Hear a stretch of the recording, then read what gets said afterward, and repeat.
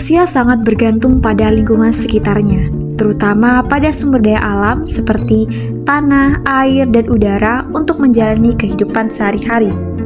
Etika lingkungan adalah tentang cara manusia berinteraksi dengan lingkungan mereka, mempertimbangkan dampak dari setiap tindakan terhadap keseimbangan alam. Salah satu pendekatan dalam etika lingkungan adalah antroposentris, yang menempatkan manusia sebagai pusat perhatian dalam mempertimbangkan keberlanjutan lingkungan.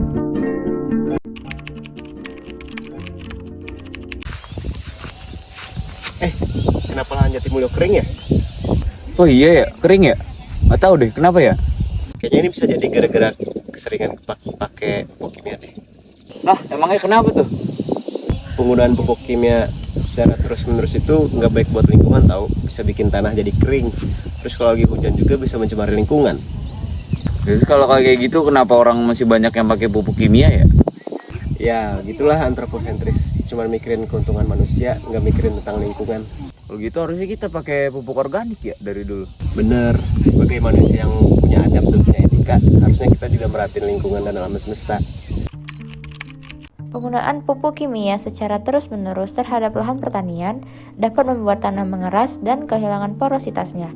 Hal tersebut dikarenakan penggunaan pupuk meningkatkan kadar asam dalam tanah, di mana asam klorida dan asam sulfat dalam tanah akan melarutkan remah-remah tanah yang kaya akan mineral. Dan pastinya dapat merusak tanah yang mengganggu keseimbangan unsur hara yang ada di dalamnya. Berdasarkan dari kandungan unsur haranya, jika dibandingkan dengan pupuk organik, kandungan unsur hara di pupuk kimia ini jauh lebih tinggi tentunya. Kemudian yang kedua itu dari biaya dari analisis usaha taninya, di mana biaya untuk yang dikeluarkan untuk membeli pupuk kimia ini jauh lebih rendah. Dalam bidang pertanian, penggunaan pupuk kimia adalah contoh konkret dari pendekatan antroposentris.